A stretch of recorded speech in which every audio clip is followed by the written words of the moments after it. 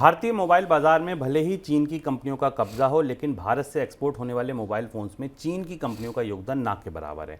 भारत से जितने mobile phone export होते हैं, उनमें चीन की कंपनियों की तरफ से बनाए गए मोबाइल फ़ोन्स की हिस्सेदारी सिर्फ 4% है। एक्सपोर्ट में सबसे ज़्यादा हिस्सेदारी कोरिया कंपनी सैमसंग और अमेरिका की कंपनी एप्पल की है। सर, इस खबर को कैसे समझा जाए? ये खबर काफ़ी महत्वपूर्ण है और ये बता रही है कि भारतीय बाजार में को लेकर चीन की कंपनियां किस तरह से ऑपरेट कर रही हैं और सरकार की तरफ से, सरकार से जो कमिटमेंट किए गए उनको कैसे कैसे पूरा नहीं किया गया, इसे समझना ज़रूरी है।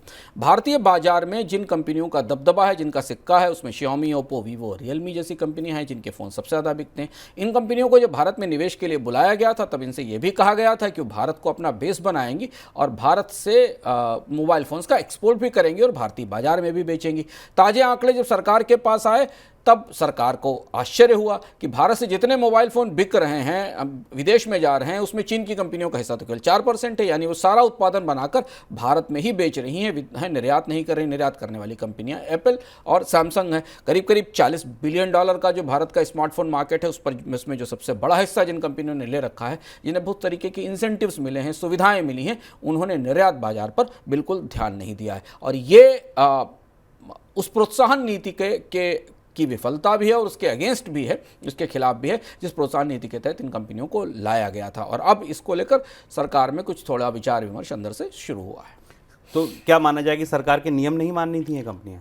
चीन की कंपनियों ने, अब इसकी जांच पड़ताल के बाद स्पष्ट होगा। और ये कुछ और क्षेत्रों से ऐसे मामले निकल कर आए थे, हमने आपको ईवी सेक्टर में भी बताए थे कि चीन की कंपनियों ने भारतीय बाजार में तो प्रोडक्ट बनाकर सेल किए, पर उन्होंने इसके एक्सपोर्ट कमिटमेंट्स को पूरा नहीं किया है। अब एक चीज़ और महत्वपूर्ण इसमें देखने वाली है, जिस पर हम पहले से भी चर्चा कर चुके हैं। भारत में इलेक्ट्रॉनिक्स का आयात भी बहुत तेज़ी से बढ़ा है। सरकार इलेक्ट्रॉनिक्स आयात को लेकर अचानक ऐसे दबाव में आ गई थी 2-3 महीने पहले कि उसने भारत में हार्डवेयर एक्सपोर्ट पर लाइसेंस परमिट राज लगा दिया था।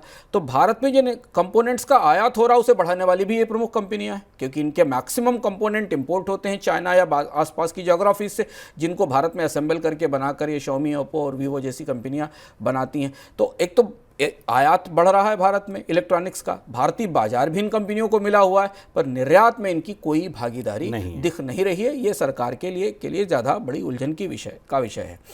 सर, आगे कैसी कार्रवाई कर सकती है सरकार? इसमें जो चीन की कंपनी है, शायद उनकी तरफ से जो बाजार के विशेषज्ञ माना है, जिनसे हमारी बात हो रही थी, जो बता रहे थे कि दरअसल हुआ यह है कि इन कंपनियों की बहुत ह्यूज मैन्युफैक्चरिंग कैपेसिटीज़ पहले से चाइना में उपलब्ध हैं। और ऐसा लगता है जैसे कि शुरुआत में भले इन कंपनियों ने भारत में आकर भारत से निर्यात करने का वादा किया हो शुभम, लेकिन ये निर्यात बाजार को अपनी उन कैपेसिटीज़ से ही सप्लाई कर रही हैं। जो चीन की फैक्ट्रीज़ हैं वहाँ से सप्लाई कर रही हैं। ये फैक्ट्रियाँ पूरी तरह भारतीय बाजार के लिए फ़ोन बनाकर भारतीय बाजार में बेच रही हैं। और इसलिए भारत ने पिछले वित्त वर्ष में 2023 का जो आंकड़ा है, उसमें करीब करीब 11 बिलियन डॉलर के मोबाइल फ़ोन और इलेक्ट्रॉनिक्स का एक्सपोर्ट किया था, जिसमें एप्पल और सैमसंग का सबसे बड़ा हिस्सा था। इन कंपनियों की हिस्सेदारी नहीं।